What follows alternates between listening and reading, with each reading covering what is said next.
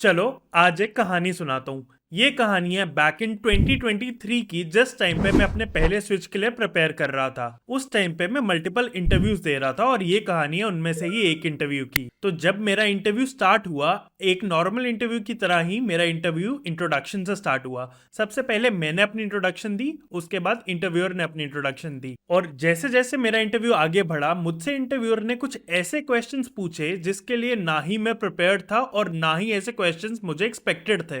तो जैसे कि एक यूजुअल इंटरव्यू में इंट्रोडक्शन के बाद यूजुअली आप अपने प्रोजेक्ट्स के बारे में बात करते हो, तो मेरे इंटरव्यूअर ने भी मेरे से प्रोजेक्ट्स के बारे में ही बात की, पर कुछ अलग तरीके से। Instead of asking me technical questions about my project, interviewer ने क्या किया, मेरे से मेरे क्लाइंट के बारे में क्वेश्चंस पूछने शुरू कर दिए। क्वेश्चन तो मैंने की नहीं थी। तो होना क्या था, इस इंटरव्यू में मैं तो रिजेक्ट हो गया और ये एक प्रोडक्ट बेस्ड कंपनी का इंटरव्यू था। और उस दिन मैं सीखा कि एक बेसिक सर्विस बेस्ड कंपनी और प्रोडक्ट बेस्ड कंपनी में क्या डिफरेंस रहता है। एक सर्विस बेस्ड कंपनी में सुबह उठ के आपको सिर्फ काम मिलता है कि हाँ, आज आपको ये सब कोड्स लिखने हैं और आप उस कंपनी में एक एग्जीक्यूटर होते हो। जो आपको टास्क मिलेगा, आपको वो टास्क करना है। पर एक प्रोडक्ट बेस्ड कंपनी में ऐसे नहीं होता है। प्रोडक्ट बेस्ड कंपनी में आप एंड टू एंड इन्वॉल्व होते हो। कैसे एक पर्टिकुलर आइडिया को स्कोप आउट किया जाएगा, उसके बाद कैसे आप उसका पूरा फ्रेमवर्क बनाओगे, प्रोजेक्ट का पूरा फ्लो कैसे होगा, कैसे कैसे आप एग्जीक्यूट करोगे, और सबसे इंपॉर्टेंट, एक प्रोजेक्ट को आप इवेलुएट कैसे करोगे। तो एक प्रोडक्ट बेस्ड कंपनी में you are equally responsible for the project failing और पासिंग। पर सर्विस बेस्ड कंपनी में ऐसे नहीं होता है। और जिस दिन मुझे ये पता चला कि प्रोडक्ट बेस्ड कंपनी कितना डिफरेंटली बिहेव करती है as compared to service based companies, उसी दिन मैंने डिसाइड कर लिया कि अब तो सीधे प्रोडक्ट बेस्ड कंपनी में ही स्विच करूंगा। और वहां से मेरी जर्नी स्टार्ट होती है, from a service based company to a product based company, from MathCo to Meesho. तो इस वीडियो में बात करेंगे पूरी जर्नी की। मेरे को क्या क्या प्रॉब्लम्स आए, मैंने वो प्रॉब्लम्स कैसे टैकल किए, उसके बाद इंटरव्यूज कैसे क्रैक करने हैं, और छोटी छोटी चीजें जो ऑफर लेटर तक आपको लेके जाएंगी। तो चलिए ये वीडियो स्टार्ट करते हैं। सबसे पहले ये समझ लेते हैं कि मैंने सर्विस बेस्ड कंपनी से स्विच करने का सोचा ही क्यों। अगर आप एक सर्विस बेस्ड कंपनी में एज अ फ्रेशर गए हैं तो डेफिनेटली आपका पैकेज बहुत कम होने वाला है, और यही मेरा ट्रिगरिंग पॉइंट था एक स्विच के लिए। पर अगर आप एक सर्विस बेस्ड कंपनी से हैं तो दो कर्व्स तो ऑटोमेटिकली आपको मिल जाएंगे। पहला कर्स होता है कि आपका रिज्यूमे कहीं भी अच्छे टॉप प्रोडक्ट बेस्ड कंपनी में शॉर्टलिस्ट नहीं होगा, और अगर आपका रिज्यूमे शॉर्टलिस्ट हो भी गया तो आ जाएगा second curse, which is the 60 और 90 डेज नोटिस पीरियड। अगर किसी कंपनी में आपका रिज्यूमे शॉर्टलिस्ट हो भी गया तो 90 डेज नोटिस पीरियड सुन के तो सीधे एचआर आपका कॉल काट देगा। तो कैसे आप ये सब चीजें हैंडल कर सकते हो, तो बात करते हैं पहले कर्स की। अगर आपका रिज्यूमे कहीं भी शॉर्टलिस्ट नहीं हो रहा है तो आपको क्या करना है। मेरे साथ भी ऐसा ही हुआ। मेरा इनिशियल रिज्यूमे जो मैंने बनाया था वो कहीं पे भी शॉर्टलिस्ट नहीं हो रहा था। तो उसके बाद मैंने क्या किया, I try to revamp my resume. मैंने अपना रिज्यूमे का स्ट्रक्चर चेंज किया, टेम्पलेट चेंज किया। प्रोबेबली जिस तरीके से मैं अपने प्रोजेक्ट्स एक्सप्लेन कर रहा था, मैंने एक्सप्लेन करने का तरीका भी चेंज किया। तो फाइनली मुझे भी कुछ कॉल्स आने शुरू हो गए। पर जैसे ही मैं एचआर को बोलता था कि मेरा 60 डेज का नोटिस पीरियड है, तो वैसे ही कॉन्वर्जेशन खत्म हो जाती थी। एचआर आगे मेरा इंटरव्यू ही शेड्यूल नहीं करता था। तो वहां पे मैंने सीखा कि एचआर से तुम नोटिस पीरियड कैसे हैंडल करोगे। अगर आपका नोटिस पीरियड 60 या 90 डेज है तो आपको डायरेक्टली ऐसे नहीं बोलना है कि my notice period is 90 days. आपको सीधे एचआर को बोलना है, my notice period is 90 days but I can bring it down to 30 days. आप ऐसे जाके बोल सकते हो that I can go back and talk to my manager.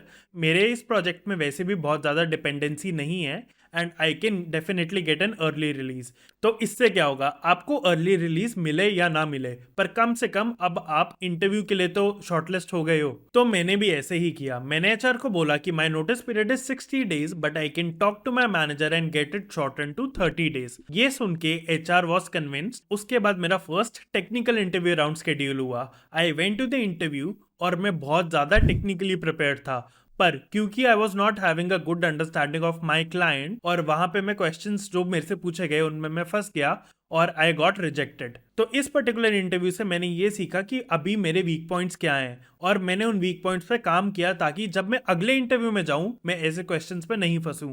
तो वापस मैं अप्लाई करना शुरू कर दिया। मैं लिंक्डइन पे लोगों को रीच आउट करने लगा, पूछने लगा अगर आपकी कंपनी में कोई प्रोफाइल है तो प्लीज़ रेफर मी, और रेफरल शुरू हो गए। और उसके बाद मुझे आता है second call from Meesho. HR से बात करने के बाद उनको भी मैंने सेम चीज़ बोली कि मेरा 60 डेज का नोटिस पीरियड है but I can definitely bring it down to 30 days. तो एचआर ने मेरा फर्स्ट टेक्निकल राउंड शेड्यूल किया। और इस बार मैं प्रॉपरली प्रिपेयर्ड था।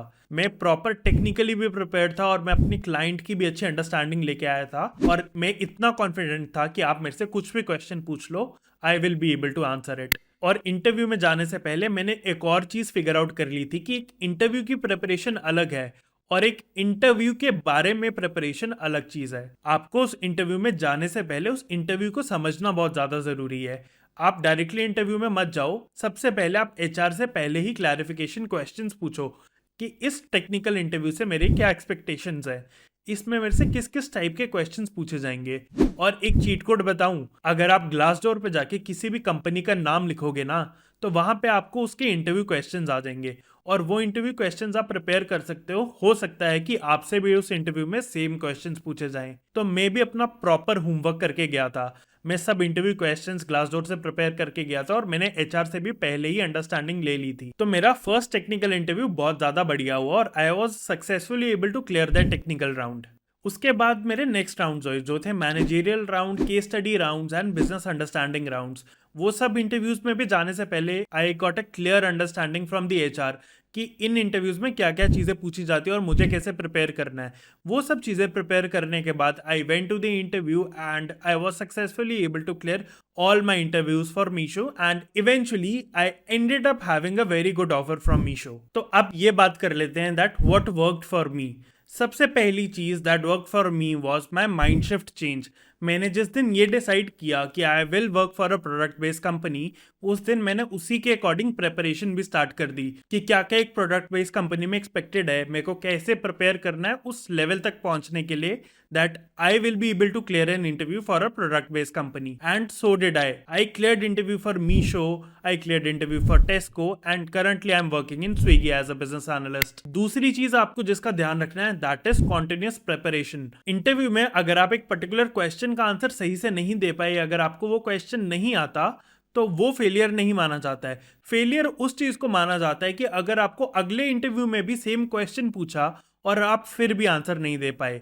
इट्स वेरी इंपॉर्टेंट कि आप एक इंटरव्यू की लर्निंग लो, आप कहाँ पे रिजेक्ट हुए हो, क्या आपके वीक पॉइंट्स हैं, ताकि नेक्स्ट इंटरव्यू तक आप वो वीक पॉइंट्स पे प्रिपेयर कर पाओ। And the third and the last thing is tailoring your resume. अगर आपका रिज्यूमे कहीं शॉर्टलिस्ट नहीं हो रहा है तो you need to revamp your resume. आप अपने रिज्यूमे के कुछ वर्जन्स बना के देखो और इस पर अलग तरीके से अपने प्रोजेक्ट्स एक्सप्लेन करने की कोशिश करो और देखो क्या वो रिज्यूमे शॉर्टलिस्ट हो रहा है। अगर वो रिज्यूमे शॉर्टलिस्ट हो रहा है then go ahead with that resume and definitely reach out to people on LinkedIn. और कुछ बोनस टिप्स जो मैं आपको देना चाहूंगा वो ये हैं कि first thing, your communication should be very good. You should be able to communicate properly कि आपने क्या क्या चीज़ों पे काम किया है, किन किन प्रॉब्लम स्टेटमेंट्स पे काम किया है और क्या क्या टेक स्टैक यूज की है। Second thing that is very important, आपका टेक्निकल स्किल्स बहुत ज़्यादा सॉलिड होना चाहिए।